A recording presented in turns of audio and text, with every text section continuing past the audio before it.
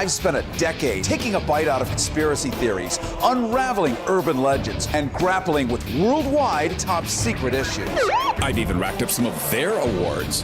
All while ferreting out the bottom line. On all topics, controversial, bizarre, and taboo.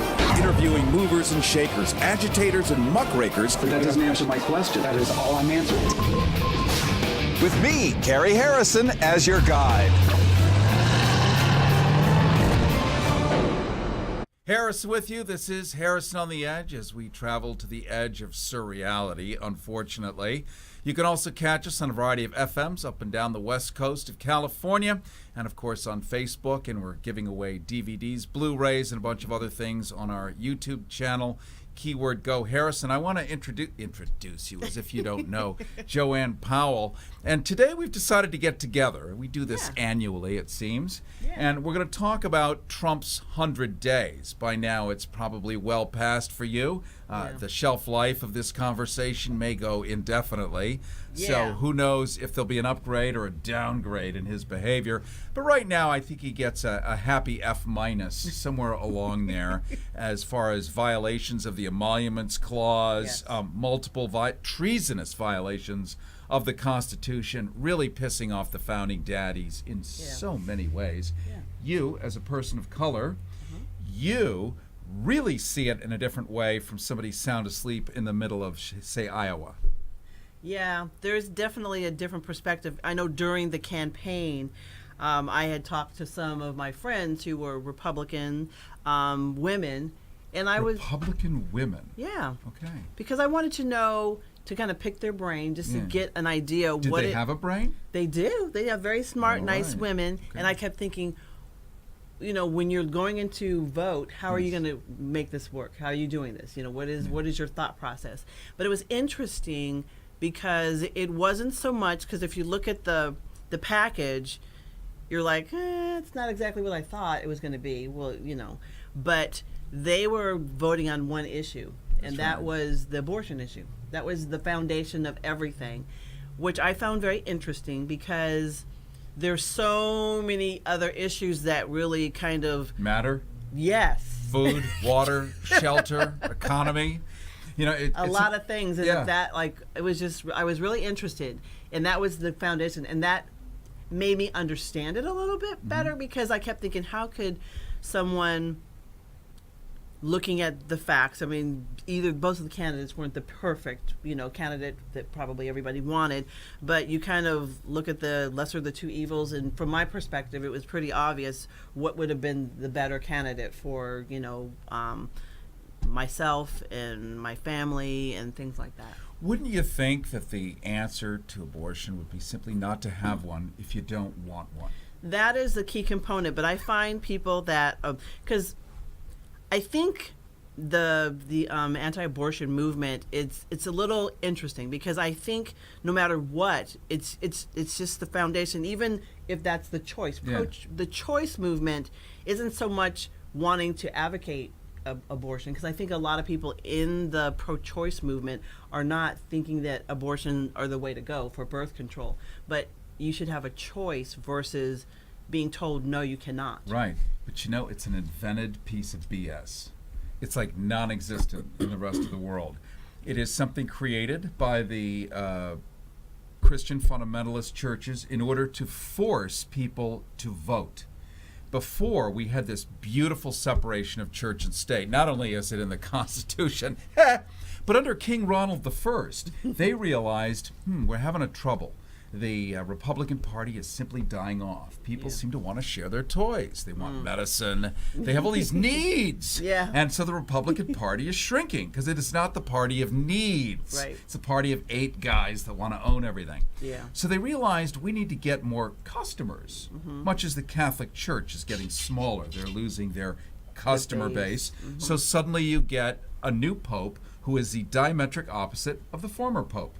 This one says, gays, never had a problem with them. You know, drinking, sex, no condoms, not a problem. Really, in one day it all, but the customer base is starting to slowly increase. So the Republicans under King Ronald I decided to invent issues that we're not a problem. We've had abortion legal in this country since the mid-1970s. No controversy there. So they created a controversy, got all people whipped up from the pulpit, so they would go in and actually start to vote. It was a cynical maneuver, and we're still trapped in it. So much so that it helps move puck fists. Did I say puck fists? Like Donald Trump. It's extraordinary. And the rest of the world's looking at us saying, are you kidding? With all this real stuff going on, you guys are worried about, should Mildred, go with, I mean, please. Yeah. Or trying to stop funding to Planned Parenthood, which, interestingly enough, only like 3% of what they do is providing abortion services. And overwhelmingly, they provide cancer screening. Women go there. So, I mean, it's a huge, flip. There's like this small part versus the good that they do. So do you think these, now we're talking about abortion. that was in the plan. That was not in the plan at all. So would these women be willing to adopt every single human born in America? We have 20,000 a day, roughly. Are they willing to commit financially and open their houses, build extra stories, 100-story houses, because they're all apparently very rich and capable.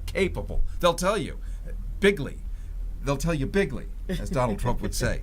So why don't we get them all to commit, every single one of these people, to adopting every one of these humans, taking financial responsibility for 18, hiring a sea of nannies. Yes. A sea of nannies. Well, they should be stay-home moms. Stay all of them. Yes. Stay home multiple moms. Yes. I think it's a reasonable trade. Yeah. And if that's the case, I'm sure everyone would be, well, I don't know, they'd be satisfied. But it would be curious to see if they would agree to that. I think there are some that have that passion to want to be there to help, but I think overwhelmingly that the majority of people don't want to get that involved. They're involved with the process of picketing, but when it gets down to it, will you take these babies home with you and make them a part of your family? Hell no. Are you kidding? No, nobody. It's hard enough to have a dog. In fact, if you think about it, just handling your own personal self-care, you have to treat yourself like a pet. You have to take yourself out, get yourself to go pee, take a shower. You have to feed it. It's a lot of work. Well, yeah. Yeah, these people are full of BS. Well, some people are not willing to get uncomfortable or inconvenience themselves. I mean, to the point now with the new health reform bill that they're talking about, they want to take out pre-existing conditions as a mandatory component. They want to leave it up to the states to decide whether they want to insure people and not hike up their premiums if they have pre-existing conditions. And then today, whenever today is for you, who knows when today is for you, but let's just say within recent memory, Sean Spicer, we love Sean Spicer. Now there is a propagandist unparalleled, and we now know where Kellyanne Conway is, by the way. She's now sitting in the corner of the room directing Sean Spicer. It all makes sense now. Yeah. Brilliant sense. He announced, without a guarantee, that the pre-existing conditions would actually be left alone under the Trump administration. Yeah. Sure, the states will have some input, blah, blah, blah. But this is a big problem because medicine, you either have it or you do not. Right, and if you don't, you die. Yeah. And if you look at Canada, our dreaded northern neighbor, the Canadians, right? So it costs the average Canadian $3,000 a year for all-you-can-eat health care. All you can eat, unlimited. The store gets bored. Need a heart replacement? Not a problem. Brain transplant? Sure. Whatever you need. $3,000 a year. Under Obamacare, as we still call it today popularly, at least you have a cap of $6,200. That's the maximum you pay out of pocket. Yeah. There is no such thing as a pre-existing condition because life, frankly, is a pre-existing condition. Yeah. You're alive, you're not alive. With that said, everything else, age doesn't matter, gender doesn't matter, so it's medicine for all. Shit, it's expensive.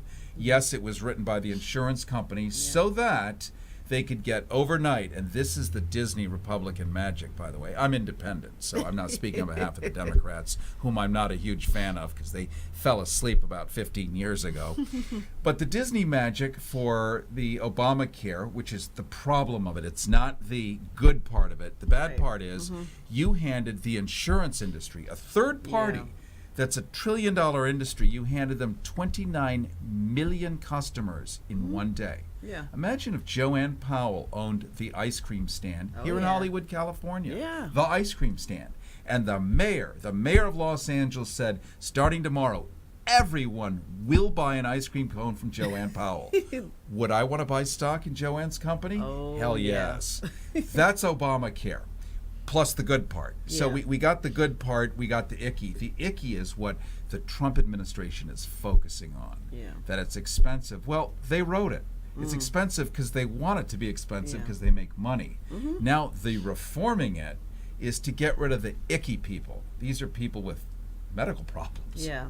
You know, that's a problem. It Because we is. might have to pay out. Well, the key is that you need enough healthy people on the healthcare plans to make up the balance for those that really need the care, like, you know, the people that have cancer or the people that need a heart transplant. Those people that really have a problem, because you know, you have to have that. That's the key component. I think it's probably why it was mandatory to make people sign up for Obamacare, because most people who are healthy, especially young people, don't want to pay money for insurance. They'd rather spend their money on something else. Yeah. But you need them That's in the it. system. That's it.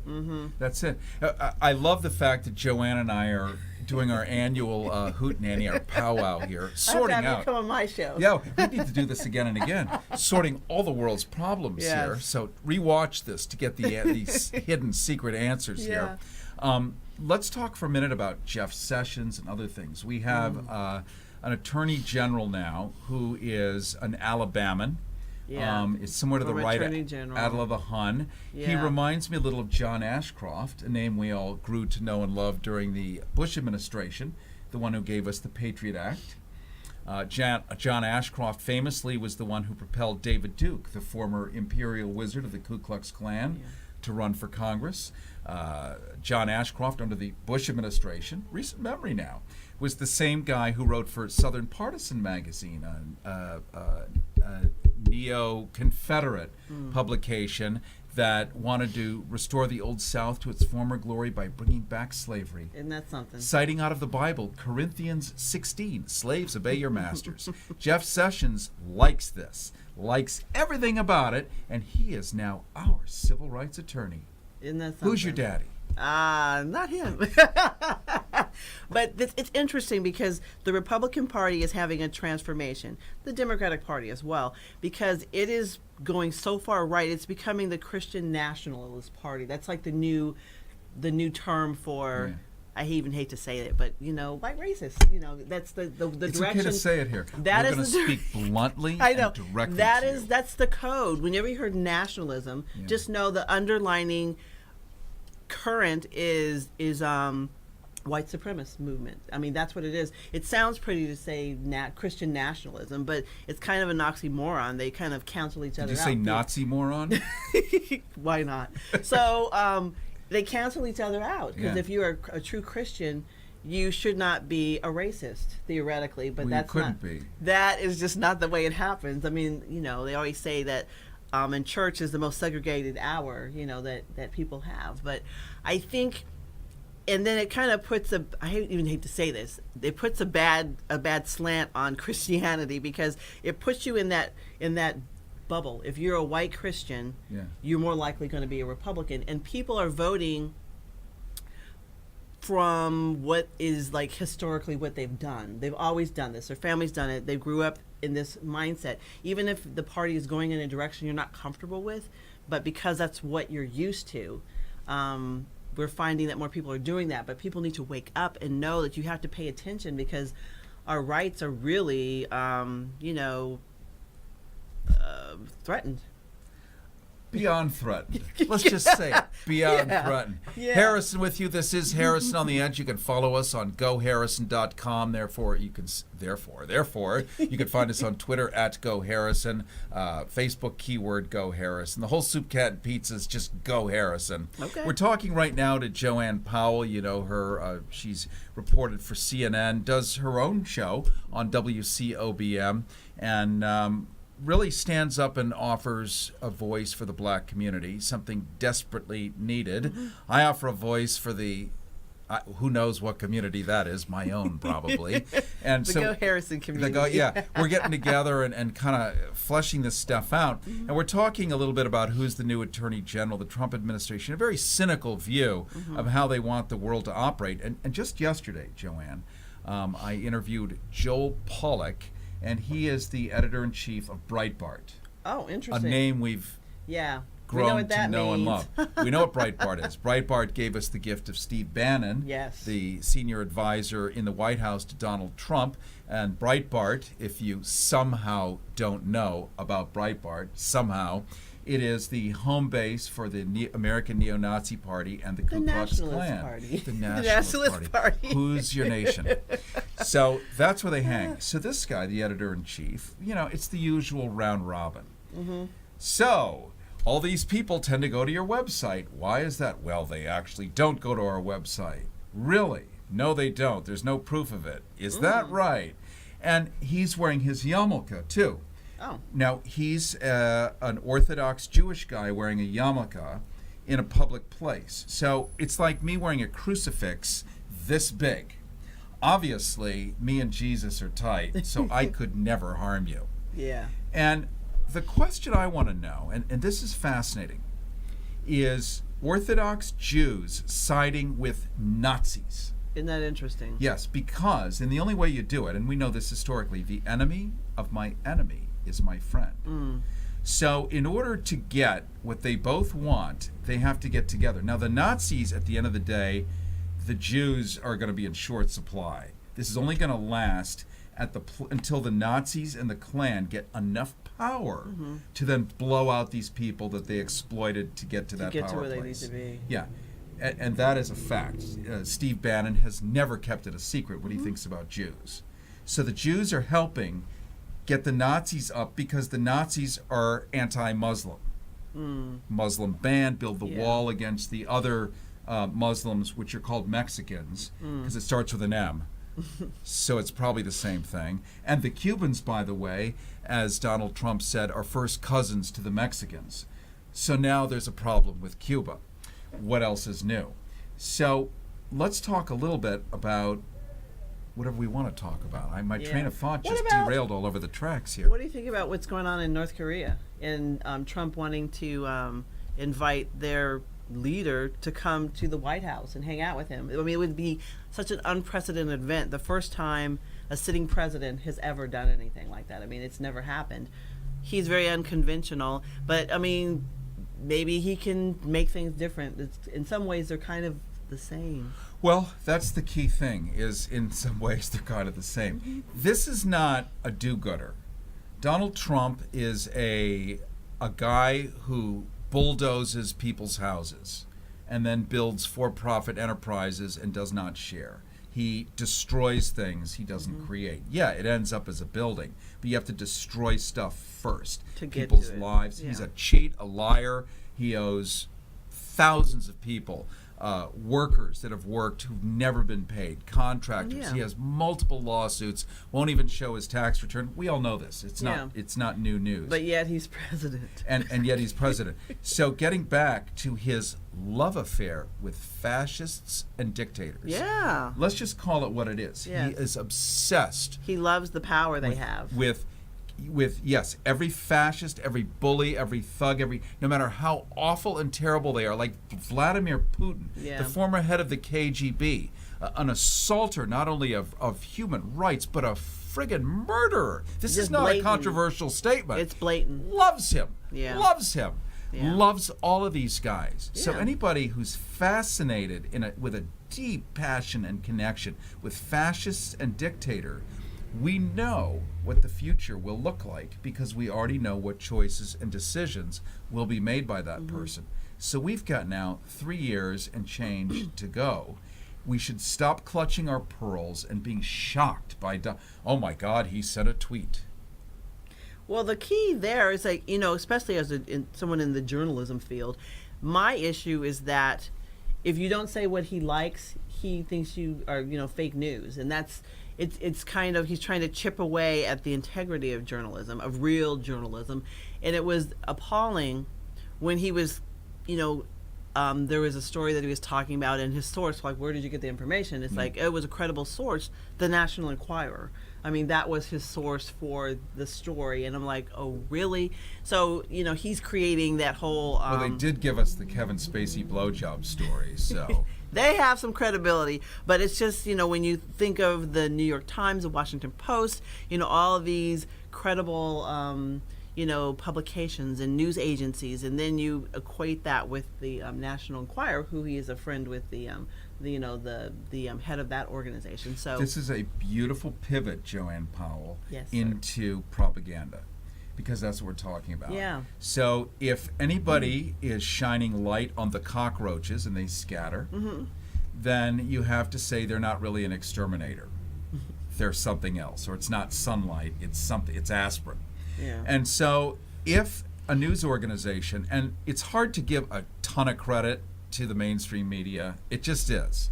They've been asleep at the switch, generally speaking, for way too many years, or we would not have GMOs in our food supply, we would have labeling, we would have the things that we actually need, but they've been really busy, admittedly, you and I are part of it, chasing Michael Jackson's spotted penis, the Kardashians. I mean, the things that sell. They spent a fortune on nothingness and 1 second on important things. So they do get a smack on the fanny.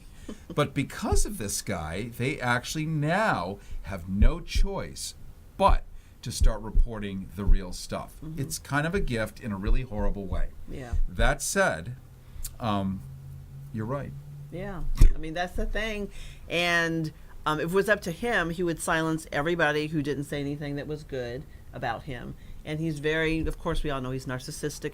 But I am just fascinated with how he says all this stuff and people still believe him. Within the Republican Party and his base, he is doing well. I mean, over the whole country, his popularity is not good. But within the party, it's good. But I kind of think it's because he's a Republican, not so much that they like him. They just are happy to be in power. It's a brand. And yeah. It's a brand. They're in charge. They're large and in charge. But, so far, nothing's happened. And it's because the Republican Party is really 3 parties in one. It's not just the grand old party. It is the Christian nationalists. It's the right wing, the Tea Party movement. You have a lot of different kind of splinter groups that make up the party now, and it's kind of a battle who's gonna be in power, and that's why we're seeing that legislatively there's really not a lot that's happening because of the infighting within the Republican Party right now. And let's take a look at what Donald Trump's appeal is. Joanne Powell, earlier you talked about your Republican women friends, and their key thing was pro-life, whatever that is. Yeah, we all should be pro-life, I'm thinking. I would like to think we are, except maybe the Pentagon. But that's different. Yeah. You're allowed to kill in the however that works. So let's take a look at the appeal of Donald Trump. He really was generally a single issue guy during the campaign. Shiny new jobs. Shiny new jobs. Coal miner jobs. Coal miner jobs for everyone. Yeah. Especially in Florida. Or the British. So here's what we've got. We've got shiny new jobs for everyone. We have the previous administration, which did include President Obama to a certain degree, though he reversed it. The Titanic at least moved the deck chairs to the other side, and there was better ballast. So tons of credit there. The Bush administration gave us Goldman Sachs in new and improved ways, gave us credit default swaps destroyed the world economy by some $60 trillion, for which there can be no recovery. A pretext, multiple wars. Yeah. We're at 30 simultaneous conflicts right now, and we also have an empire, the United States. Sorry. So keep going. Siri, Jesus, that's scary. Apple Corporation's chiming in now, right? We now have 900 military bases dotted around the planet. Yeah. Never before has anyone seen. I mean, this is Alexander the Great's wet dream. He couldn't even achieve this stuff given what was going on in the day. So Donald Trump's shiny new jobs, that excites people because after the compression of the world economy in 2008, guess what? Corporations were allowed to lay off and never rehire. So everyone is sitting around. After 6 months, a year, 2 years, you no longer are considered unemployed. How do you like that? So you're not counted. So Yeah. unemployment goes down, yet nobody is working. Correct. So a shiny new job in a coal mine or wherever for $2 an hour sounds pretty sexy. How many new jobs have we all gotten? And we're into this administration now. Yeah. I'm still waiting. Yeah. But I figure if I support a fat billionaire, I'm going to get $1 million CEO job. Well, you know, it's interesting because that's with the conversation with my husband. It's like people think because they connect with someone that's wealthy, like Trump, that they're going to be wealthy. It's like, you're not going to be wealthy. You're going to be farther down because he got in office. You've got what he needed out of you. So he's going to do what he's going to do. Because you can watch and see, you know, they talk about clean the swamp, drain the swamp. But I like clean the swamp. I have a new catchphrase. But, you know, it's the same old, same old. Yeah. You know, he hasn't really done anything different. And people he's so good at branding You know what he did? things. He drained the swamp and put it in the White House. His entire cabinet is the worst of the swamp. Yeah. It's incredible. Billionaires, you know, white nationalists, you know, a lot. And it's very blatant. He's not even trying to hide it. And that's the crazy and the kind of scary part as a society. People are okay with it. You know, well, not the majority of people, but people are so comfortable with it that it happened. So let's talk for a second. Let's talk to white people. You, me. So I do not have the experience of what it's like to wake up every day, the target. I mean, I probably am the target of these bastards, but you know what I'm saying? Like, you get into a car and you actually say, oh, I'm a black person about to drive and the LAPD is behind me. Will I get pulled over today? For 30 different reasons, potentially. Yeah. Some people have that concern. So not everyone gets what the white nationalist movement means to them. They may be white and go, well, you know, what is, you know. What's the big what's whoop? the big Yeah. whoop? But it is a huge whoop. It is. It's very concerned as a mother of 2 African-American young men and a husband. You know, we've had that conversation. How do you conduct yourself? Because it's just a matter of time when you will be stopped and pulled over or whatever. So it's just one of those things that you have to have the conversation with your children. As a, you know, mother myself, that perhaps, you know, a white, you know, mother does not have that same conversation with her son. So, right. Yeah. Here's what you say when they pull you over for driving through Beverly Hills. Yeah. But, you know, it's can I give you an escort out of town? Why, can we use the lights? It's like, but I live here. Yeah. It's like, let's see your driver's license. So it's, I know I talk with on one of my shows, in LAPD, he's retired now, but he said when he was in his yard, he would actually keep his ID close to him because of concern that he was African American, you know, living in a predominantly non-African American neighborhood. Yeah. So just to make sure that, you know, if he got hassled or stopped, he could just flip out his driver's license showing that he actually lived in the neighborhood and he's not, you know, doing anything that he's not supposed to do because that's his home. You mean like shopping or having walking, lunch? taking your dog on a walk around the neighborhood. You're not trying to scope and see who you're going to break into. A WWB, walking while black. Yeah. I mean, but there are a lot of things, you know, that whole thing when you're in the elevator, people clench their purse. I mean, that's actually real. It's something that most people just act like it's just in your imagination. But I'm seeing more things like when we have the videotape of the police brutality or issues like that, and then people still question, really, just had the 25th anniversary of the LA riots, the Rodney King. I think it wasn't until people saw that beating, the 4 white police officers beating, Rodney King, a black motorist. People, in the community are like, it's been happening all the time. And Yeah. now you're seeing it and you're shocked. It's like, we've been trying to say that. It's like, oh, you're over-exaggerating. And we're seeing more video, but we're not seeing a lot of change in the outcome necessarily. But we're still striving toward that and making, some leeway. But overall, I think a lot of people feel injustices, based on race. How do we watch you, catch you, enjoy you? Okay, of course, WCOBM.TV here. Joanne Powell Show Facebook page. I'm still working on all my social media skills, so bear with me, Well, folks. that's a life. Good luck keeping up with that. I know. It's really exciting, and what we're doing here, I think, is really pretty exciting because we can reach so many people through, social media, and it's just opened up so many avenues that haven't been, because most people don't sit down and sit in front of the TV at 6 o'clock or 5 o'clock to watch the news like they used to. Now you pick it up with, through entities like here and watch it when you want or on the go. You could be on, doing whatever, watching your show. It's wonderful, and I'm so glad that we had a long-form conversation today, much more delicious than a highlight. Like, we got into it. You do know that we did solve every single one of these problems today with complete calls to action, very clear. So That's if you don't the remember key. what they were, you just have to rewatch to figure out what it was. Yeah, but get involved. That's the key component, is don't stand on the sideline. You have to become a part of the solution. The great Howard Zinn, radical historian, wrote a book called There Is No... It was wonderful, and I really recommend it. You'll have to Google him. I want to thank you so much for showing up today. Great. Thank me for showing up today. I'm treating myself like a pet. I was here. Yeah.